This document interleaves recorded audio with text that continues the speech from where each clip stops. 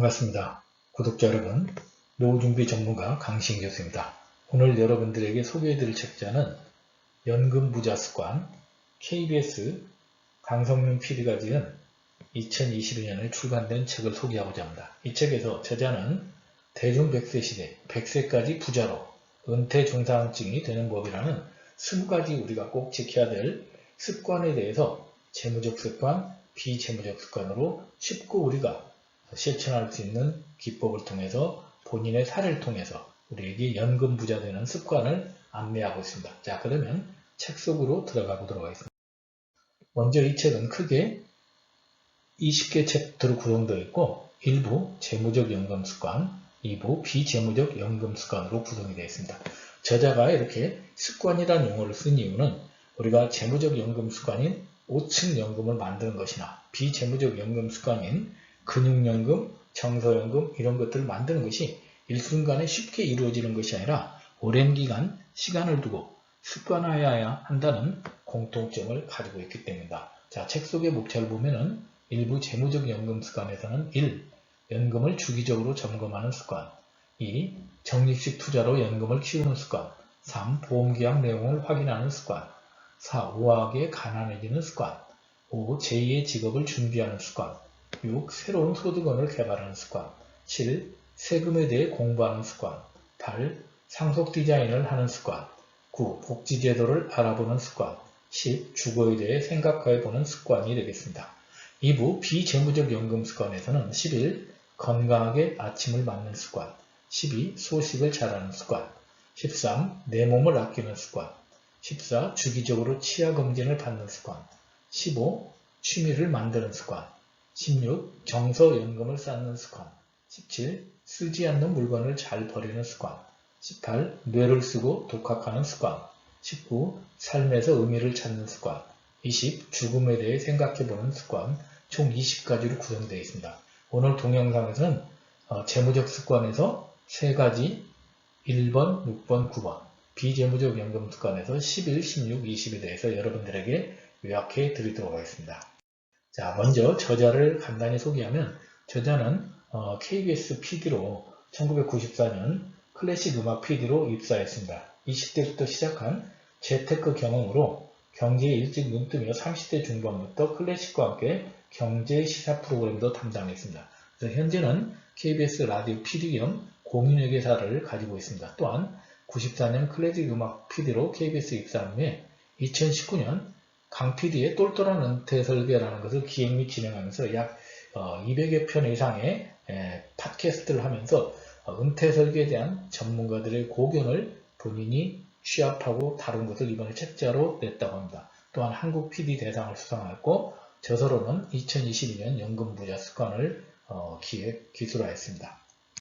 자, 먼저 이 책자를 간단하게 요약해보면 저자는 20개 챕터로 구성하면서 우리는 크게 재무적 습관과 비재무적 습관으로 나누게 있다고 합니다. 그래서 재무적 습관 10가지는 국민연금을 더 받는 팁, 퇴직연금 관리 요령, 정식 투자로 연금 키우기, 우아하게 가난해지는 법, 제2의 직업 만드는 법, 소득 파이프라인은 닫아있어, 퇴직소득 양도소득 절세법, 상속 디자인을 하는 법, 복지 정보를 놓치지 않는 법, 은퇴 후 살 것은 미리미리라는 재무적 습관 10가지와 비재무적 습관으로 돈보다도 소중한 근육연금, 건강을 되찾으려는 집밥연금, 기대고 싶을 때 정서연금, 건강노트 쓰는 법, 은퇴 후 8만 시간 알차게 쓰기, 단살이 정리의 기술, 뇌를 쓰고 독학하는 법, 후회 없는 치아관리 요령, 삶의 의미 행복 6계명, 죽음을 받아들이는 4단계 이렇게 비재무적 습관으로 구성되어 있습니다. 그래서 이 책을 흐르는 큰 관점을 보면은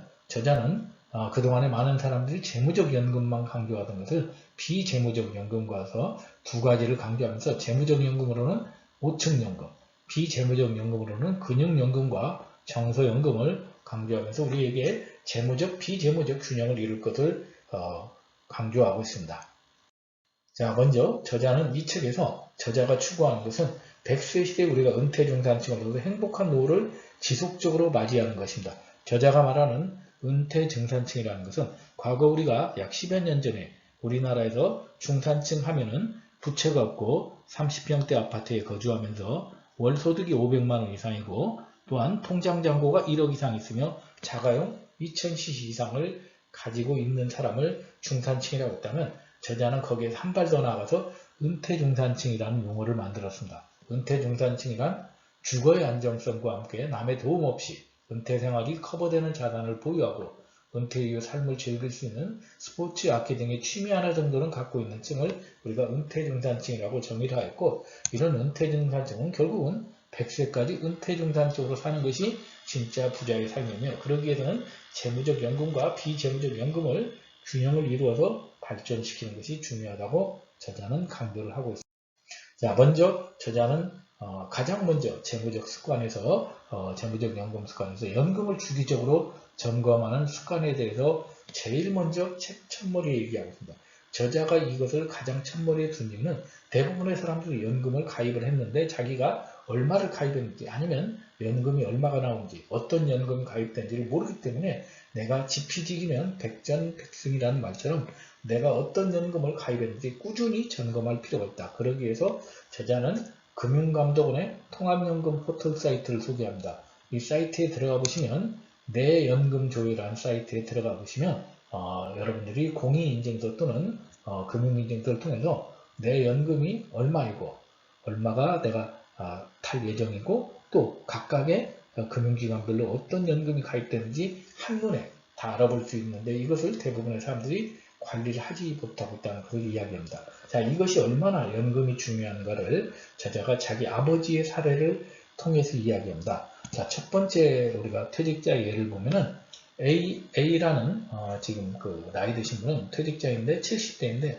자산은 1억이고 공무원 연금을 220만원 받는 A라는 사람과 B는 70대 똑같은 동년배인데 자산은 10억 갖고 있고 연금이 없는 경우, 우리는 이때 자산 경우만 보면 B를 부자라고 부르지만 나이가 들어서는 연금이 얼마나 맞느냐, 현금 흐름이 맞느냐에 중요하기 때문에 저자는 자기 아버지, 바로 A와 같은 자기 아버지 같은 공무원 연금을 받는 자산이 적들이 이런 사람이 훨씬 더 노년이 행복하다고 자신의 아버지의 사례를 통해서 연금의 중요성을 이야기합니다.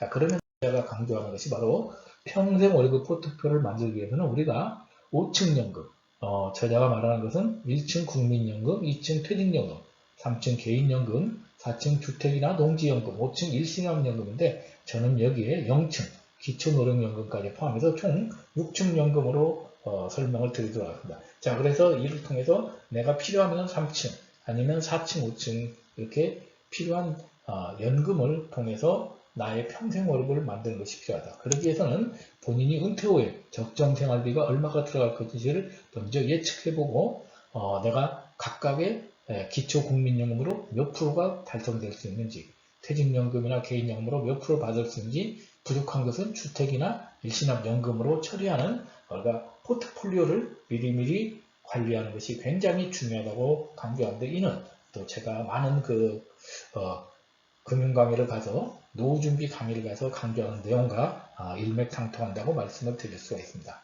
두 번째는 새로운 소득원을 개발하는 습관에 대해서 저자는 이야기합니다. 나이가 들면은 은퇴 전에는 자산우위 관점에서 은퇴 후에는 우리가 얼마나 소득이 많느냐에 달려있다. 그래서 과거에 내가 은퇴 전에는 뭐 급여나 아니면은 내가 사업소득에 하나의 소득에 의존했다면 이제는 은퇴 후에는 소득을 다양화할 필요가 있다. 예를 들어서 뭐 유튜브 광고 수익이라든지 아니면 사업소득이라든지 연금소득, 저작권료, 강연료 이런 다양한 것들을 통해서 소득의 다변화를 할 필요가 있다. 자, 그러기 위해서는 우리가 돈에 대한 내가 개념을 제대로 알 필요가 있습니다. 그래서 여러분들에게 소개해드릴 책자로 하나로 우리가 스노우폭스의 김승호 회장의 돈의 속성이라는 책자를 소개해드리고 싶습니다. 이분은 김밥집을 통해서 약 1조의 자산을 푸드 글로벌 기업을 만드신 분입니다. 자, 이분이 말하는 돈의 속성에서 이분은 돈을 벌기 위해서는 4가지 능력을 키워야 된다고 이야기합니다. 그것은 바로 첫 번째 돈을 버는 능력, 두 번째 쓰는 능력, 세 번째 키우는 능력, 유지 능력인데 대부분의 직장인들, 보통 사람들은 버는 능력과 쓰는 능력은 강하지만 키우는 능력과 유지 능력이 약하다고 합니다. 그래서 저자는 바로 이 4가지 능력을 키워서 내가 소득원을 늘리는 것이 굉장히 중요하다고 강조를 하고 있습니다. 그래서 저자인 본인도 20, 30대 본인이 대학교에 출강을 하면서 여러 가지 소득원을 다변화할 기회가 있었는데 그것을 하지 못한 것을 굉장히 후회를 하고 있습니다.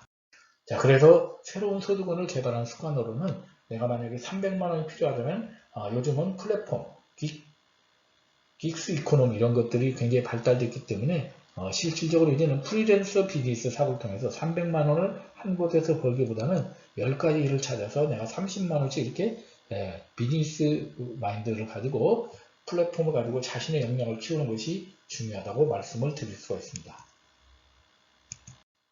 자, 세 번째 또 저자가 재무적 습관에서 강조한 것은 바로 우리가 내가 아무리 나이가 들어도 국가에서 제공하는 복지제도를 제대로 아는 것이 굉장히 중요하다고 강조하고 있습니다. 특히 저자는 그 중에서도 장기요양보험을 효율적으로 활용하는 것을 강조하고 있습니다. 그래서 65세 이상이 알아야 될 복지제도를 간단히 살펴보면은 첫 번째 기초노령연금 수용 대상이 65세 이상 됩니다. 그래서 단독가구 올해 같은 경우에 202만원 이하일 때는 32만 3,180원이 지급이 되고 부부가구 또 323만 2천원 이하일 때는 51만 7,080원 최대 지급되는 이런 기초노령연금 수급을 적극적으로 활용하실 수 있기 바랍니다. 두 번째는 어르신 교통요금 할인입니다.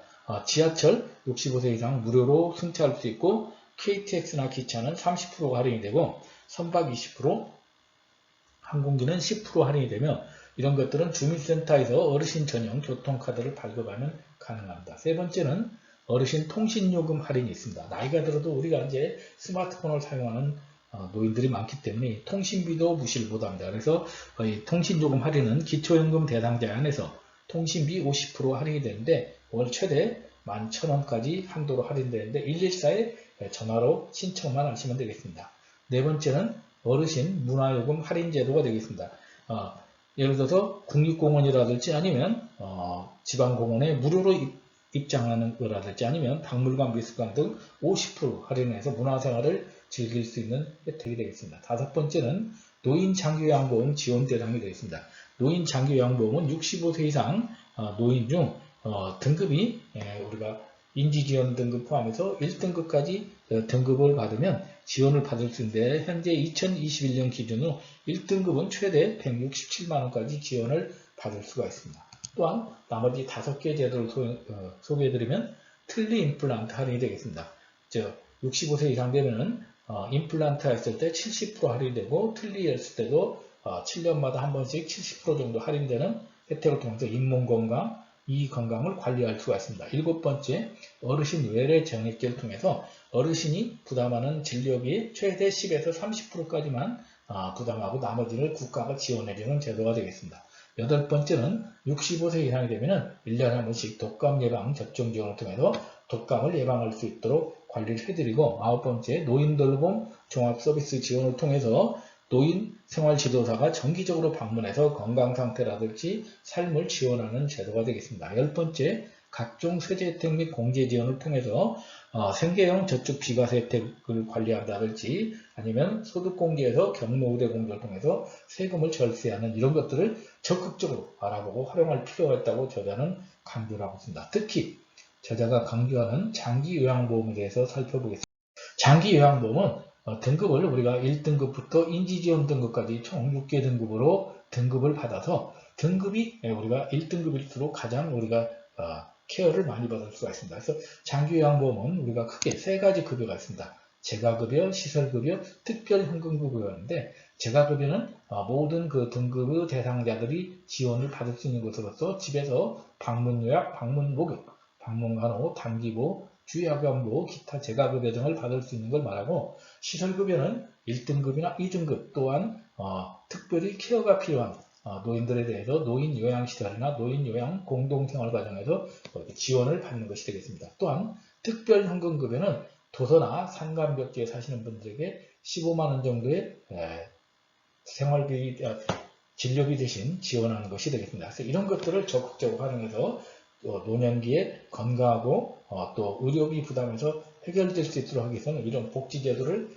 제대로 알아야 된다고 강조를 하고 있습니다. 자, 이상으로 우리가 재무적 습관에 대해서 살펴봤다면 이제 두 번째 비재무적 습관에 대해서 저자가 강조하는 것을 살펴보겠습니다. 먼저 비재무적 습관에서는 저자는 첫 번째 건강하게 아침을 맞는 습관에 대해서 이야기합니다. 자, 건강하게 아침을 맞기 위해서는 기본적으로 올바른 생활 습관을 가질 필요가 있다고 강조하겠습니다. 올바른 생활 습관은 크게 세 가지입니다. 첫 번째, 밤 12시간 공복을 유지해서 내가 위를 비워둬서 건강한 활성산소가 나오지 않도록 관리하는 것이 되겠습니다. 두 번째는 하루 7시간 숙면을 섭취해서 내가 건강한 생활 습관을 유지하고, 세 번째는 또 일어나서 산책해서 비타민 D, 햇빛을 잘 받는 것이 중요합니다. 자, 이러기 위해서 가장 좋은 습관을 이야기하려면 바로 병의 90%는 걷기만 해도 낫는다는 이 책과 같이 우리가 잘 걷고 잘 활동하는 것이 중요하다. 그래서 저자는 이 책에서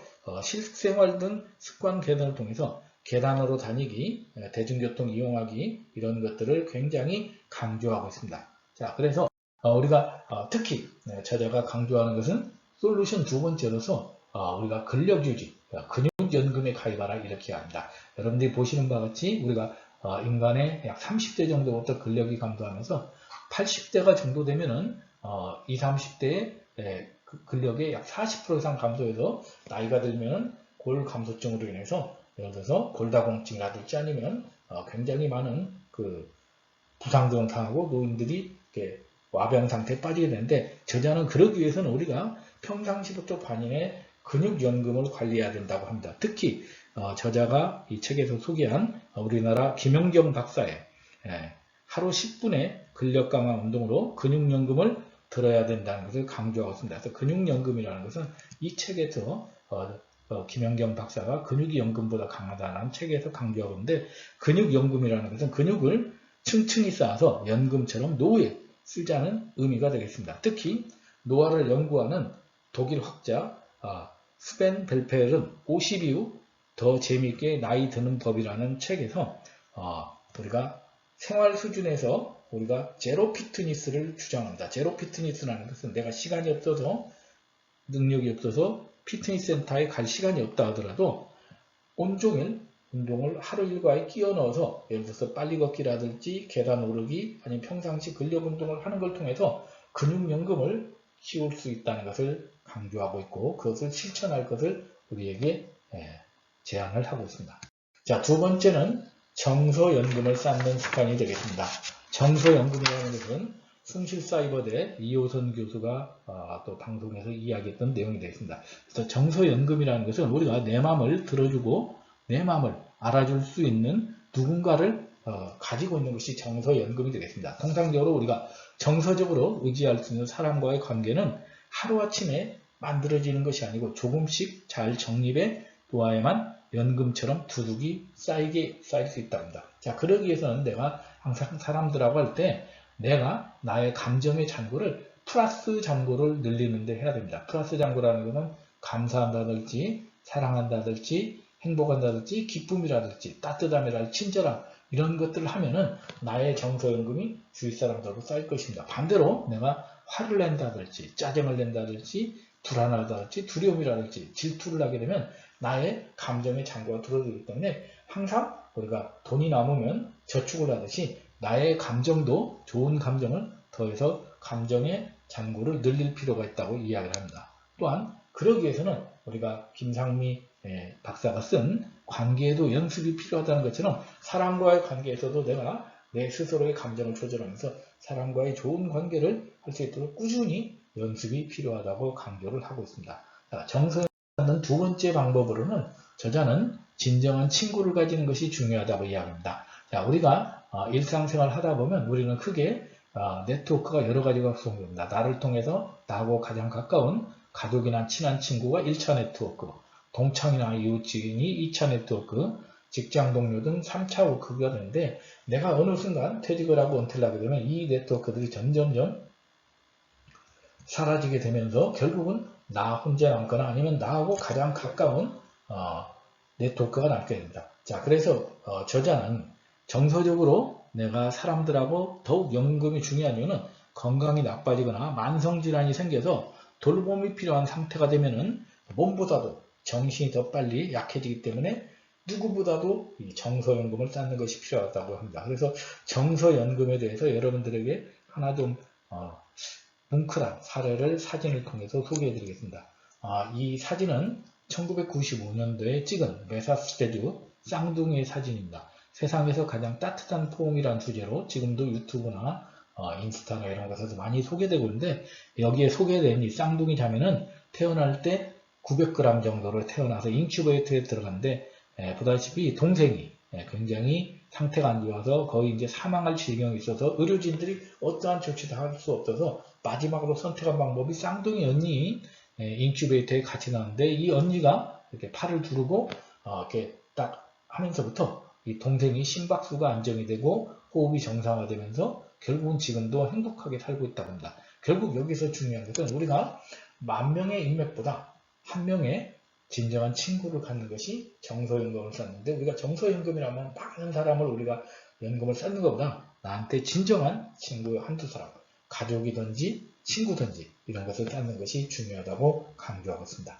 자, 마지막 우리가 이제 또 저자는 비재무적 연금에 대해서 얘기하면서 결국은 인생의 마지막인 죽음에 대해서 생각해 볼 것을 강조합니다. 지금까지 제가 은퇴 관련 책을 여러 가지를 보고 동영상을 봤습니다만, 은퇴 관련 책이나 동영상에서 죽음에 대해서 집중적으로 이야기한 것은 아마 이 책이 거의 최초가 아닐까 생각이 듭니다. 그래서 저자는 결국은 이제 죽음에 대해서도 우리가 생각해 볼 필요가 있다. 그러기 위해서는 먼저 죽음에 대해서 우리가 준비하는 마음가짐을 가져야 된다고 합니다. 그래서 우리 일생을 쭉 그림으로 보면 요람에서 무덤까지 가게 되는데, 우리는 입시 준비부터 취업 준비, 결혼 준비, 여행 준비, 출산 준비, 입학 준비, 퇴직 준비, 노후 준비, 이런 수많은 준비를 통해서 세상을 살아가지만 결국 내 인생을 마지막으로 결국 떠나게 되는 우리가 죽음 준비에 대한 것들은 대부분 하지 않는데, 실은 이 죽음 준비야말로 내 삶을 잘 사는 웰빙과 웰다잉을 관통하는 키워드라고 저자는 이야기하면서 죽음 준비의 필요성에서 여러 가지 사례를 이야기하고 있습니다. 자, 그러면서 여기 위해서는 결국 우리가 죽음에 대한 인식을 전환할 필요가 있다. 우리가 죽음에 대해서 대부분의 사람들 굉장히 부정적인 생각을 많이 갖습니다. 내가 죽으면 없어지고 결국 죽음은 고통이 있고 사람들과 내가 사랑하는 사람들과 이별하는 이런 것들에 대한 부정적인 생각을 하는데, 우리가 이 그림에서 여러분들이 애벌레가 우화를 해서 나비가 되는 것처럼 결국은 우리가 죽은 애벌레에서 새로운 나비가 태어난 것처럼 죽음이라는 것도 하나의 내 육체가 사라지지만 내 영혼은 또 새로운 곳에서 다시 태어날 수 있는 새로운 삶으로 바라본다면 죽음에 대한 인식이 달라질 수 있다. 그래서 저자가 얘기한 건 아닙니다만 제가 죽음을 이야기할 때 많이 얘기하는 것이 바로 죽음은 벽으로 바라보느냐 문으로 바라보느냐에 따라 달라지는데, 대부분 죽음에 대해서 긍정적으로 삶을 웰다잉을 잘 꿈꾸시는 분들은 죽음은 벽이 아니라 문이다. 결국은 벽이라고 하는 것은 막혀있고 새로운 곳으로 나갈 수가 없지만, 문이라고 하면 내가 이 문을 열고 다른 곳으로 가는 새로운 곳으로 가는 도약이고, 또 새로운 곳 이동으로 본다면 우리가 죽음도 결코 슬퍼할 일이 아닐까 생각합니다. 자, 오늘 여러분들에게 소개해드린 연금 부자 습관 100세까지 부자로 은퇴 중산층이 되는 법, 강성민 PD가 지은 책자를 소개했습니다. 여러분들의 100세까지 물론 알고 있는 내용들도 많이 있지만 한 번쯤 우리가 지금까지 은퇴 설계 또 준비하면은 대부분 재무적인 준비 아니면 건강 이런 것들만 생각했다면, 이 책에서는 크게 우리가 재무적 습관과 비재무적 습관을 균형을 이루면서 20가지의 우리가 실천할 수 있는 소재를 제공하습니다. 특히 그 중에서도 우리가 5층 연금의 필요성, 재무적 연금으로 5층 연금의 필요성, 비재무적 연금으로 정서연금과 근육연금에 대해서 말씀드렸습니다.